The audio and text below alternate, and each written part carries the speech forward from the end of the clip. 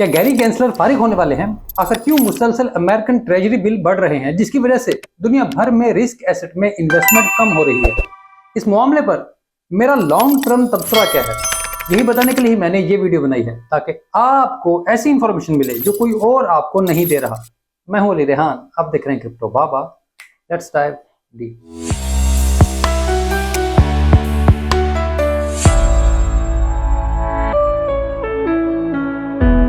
पहली बात कि लोग मुसलसल ये अफवाह फैला रहे हैं कि गैरी गैंसलर फारिग होने वाला है और अमेरिकी सिक्योरिटी एक्सचेंज का सरबराह बदलने से मार्केट बहुत बुलिश हो जाएगी। लेकिन इस सारी बात में बहुत से चक्कर हैं। जैसे गैरी गैंसलर की मुद्दत मुलाजमत 5 जनवरी 2026 को खत्म होनी है, लेकिन अगर डोनाल्ड ट्रंप जीतकर सदर बन गए तो वो इसे फारिग कर देंगे या वो फिर खुद इस्तीफा दे देंगे। क्योंकि अमेरिका में ये रवायत होती है कि अगर कोई दूसरी पार्टी जीत जाए तो मौजूदा इदारों के सरबराह जो हेड्स होते हैं उसे अपनी गलत पॉलिसी की वजह समझते हैं और उसके एतराफ में फारिग हो जाते हैं। यानी वो खुद मानते हैं कि अगर मौजूदा हुकूमत हारी है तो उसमें उनकी गलती भी थी। अब यह भी हो सकता है कि ट्रंप जीत जाएं लेकिन गैरी गैंसलर अड़ जाएं और इस्तीफा ना दे। ऐसी सूरत में ट्रंप को अपने खसूसी इख्तियारात इस्तेमाल करके उन्हें ओहदे से हटाना पड़ेगा, जो अमेरिका में अच्छा तस्वर नहीं होता। इसी वजह से अभी गैरी गैंसलर जाते हैं या नहीं, ये बिल्कुल हवाई बातें हैं। इनकी बुनियादों पर बड़े फाइनेंशियल फैसले नहीं होते और क्योंकि ये शॉर्ट टर्म बातें होती हैं। अब बिटकॉइन की बात करें तो ये 70,000 के करीब पहुंचा तो सही, लेकिन इसको होल्ड नहीं कर सका क्योंकि अभी मार्केट इसके ऑल टाइम हाई के लिए तैयार नहीं है। इसकी सिर्फ एक वजह है कि दुनिया भर में ट्रेजरी बिल्स और सोना मुसलसल बढ़ रहा है। यानी लोग रिस्क एसेट्स में जाने के लिए अभी मुकम्मल तौर पर तैयार नहीं, क्योंकि उन्हें अंदाजा है कि स्टेबल एसेट्स में अभी बहुत जबरदस्त मुनाफे मौजूद हैं। इसी वजह से वो गोल्ड में जा रहे हैं और इसी वजह से हम एक मुसलसल रेंज में फंसे हुए हैं। और दूसरा, हम बहुत बड़ा कोई इनफ्लो भी नहीं देख रहे। अभी फिलहाल इब्तदाई साइन मौजूद हैं कि मार्केट में स्टेबल कॉइन्स बढ़ रहे हैं और फिर चेन्स पर भी पैसा मौजूद है। बिटकॉइन ETF भी तेज हो रही है, लेकिन ये सब साइन अभी तक प्राइस में कन्वर्ट नहीं हो रहे। मार्केट को हमेशा आगे बढ़ने के लिए पिवट की जरूरत होती है, यानी कोई ऐसा वाकया जो मार्केट को जबरदस्ती आगे धकेल दे। तो मेरा ख्याल है कि हम बस किसी ऐसे ही एक वाकये के करीब हैं। पिवट कुछ भी हो सकता है, कभी कभी ये हमारे लिए भी अहम नहीं होता, हमें अंदाजा नहीं होता। जैसे बोंग ने और फिर बुक ऑफ मीम्स ने पिवट किया और उसके बाद मीम सीजन शुरू हो गया। अब किसी को भी अंदाजा नहीं था कि ये कितने बड़े इवेंट हैं, लेकिन इसके नतायज बाद में समझ आए, जहां लोगों को भरपूर फिर लूटा भी गया। अब ऐसे ही कुछ बिटकॉइन और क्रिप्टो मार्केट के साथ होगा और जिसके बाद मार्केट में दोबारा पिवट बनेगा और वो इतना शदीद बन जाएगा कि अगले कई महीने के लिए मुसलसल बुलरन तेज से तेज तरफ होता जाएगा। अब बहुत से लोग डोनाल्ड ट्रंप की जीत को पिवट मानते हैं। उनके नजदीक सबसे जरूरी यही है कि ट्रंप जीते और मार्केट्स में एक बार फिर क्रिप्टो के लिए जगह बने। लेकिन मुझे नहीं लगता कि ये कोई अहम चीज है, क्योंकि ट्रंप का अपना कॉइन तबाह हो गया है। उसने क्रिप्टो के लिए बेचारे ने क्या करना है।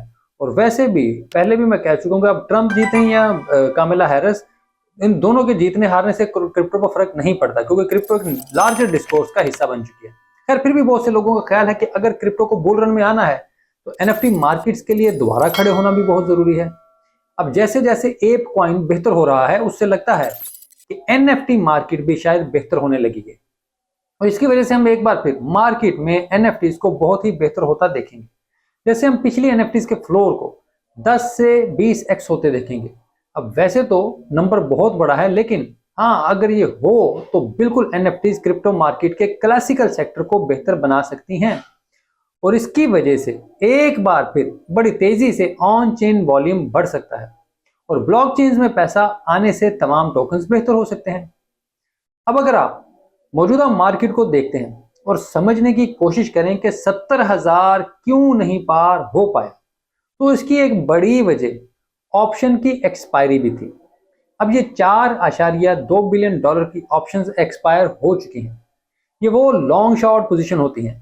अब क्योंकि ये उनकी क्लोजिंग होती है तो इसमें से 90% को दोबारा शेड्यूल कर दिया जाता है, यानी रीशेड्यूल, यानी ट्रेडर्स उन्हें लिक्विडेट नहीं करते वो मजीद पैसे डालकर या अगर उनका लॉस या प्रॉफिट है तो उसको एडजस्ट करके दोबारा ट्रेड खोल देते हैं।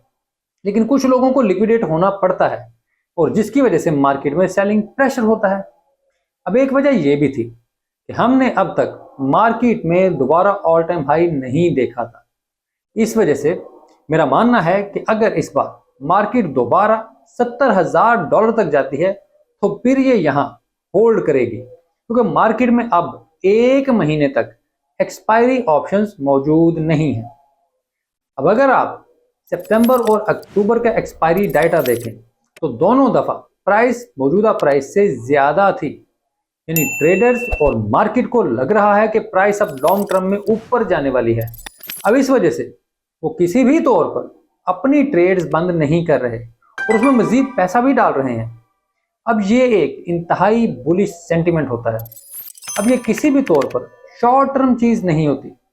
इसमें बाइनेंस और बाकी एप्स का डेटा नहीं होता, बल्कि इंस्टीट्यूशनल ऑप्शन होती हैं जिसमें बड़ी बड़ी डेस्क शामिल होती हैं, जहां वो वॉलेट शो किए बगैर लॉन्ग शॉर्ट की सहूलत देते हैं।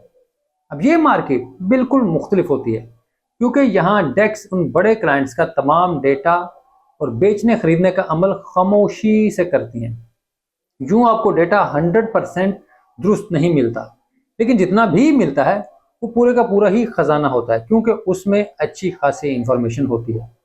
अब इस महीने वैसे मैक्स प्रेन प्राइस जो थी वो 64,000 थी, लेकिन मैं इस वाली थ्योरी को मानता नहीं, क्योंकि ये सिर्फ बुल मार्केट के आखिरी 2-3 महीने के लिए ठीक होती है। अगर ऑप्शन मार्केट आपको बता रही है कि लॉन्ग टर्म डेटा बुलिश है तो आपको उसके मुताबिक चलना चाहिए, बाकी जरूरत से ज्यादा शोर मचाने से नुकसान ही होता है। इसी वजह से मैं मैक्स पेन प्राइस पर नहीं जाता। बाकी एक बहुत बड़ा तबका इसे मानता भी है कि प्राइस हर बार क्लोजिंग मैक्स पेन प्राइस के करीब ही देगी, क्योंकि इससे बड़े पैसे वालों को सबसे ज्यादा फायदा होता है। लेकिन मेरे नजदीक ये सासी थ्योरी है। तो खैर ये थी आज की वीडियो। उम्मीद करता हूँ आपको ये वीडियो अच्छी लगी होगी। अगर ऐसे है तो वीडियो को लाइक जरूर कीजिएगा, कमेंट में अपनी राय से भी अगर कीजिएगा, और चैनल अब तक सब्सक्राइब नहीं किया तो छोटा सा क्लिक कर दें, हमारा बहुत भला हो जाता है। इसके अलावा याद से एक काम जरूर करना है कि घंटी बजा देनी है, ताकि जैसे ही वीडियो अपलोड हो आपको नोटिफिकेशन आ जाए, क्योंकि मेरी तरफ से देर सवेर हो जाती है और इसलिए मैं माजरत खा रहता हूँ। इसके अलावा मैं एक्स पर मौजूद हूँ, जहाँ पर मैं एक्टिव नहीं हूँ, लेकिन कोशिश कर रहा हूँ कि वहाँ पर मैं उसी तरीके से एक्टिव हूँ जैसे कभी पहले हुआ करता था। और मैं एरिना में भी मौजूद हूँ।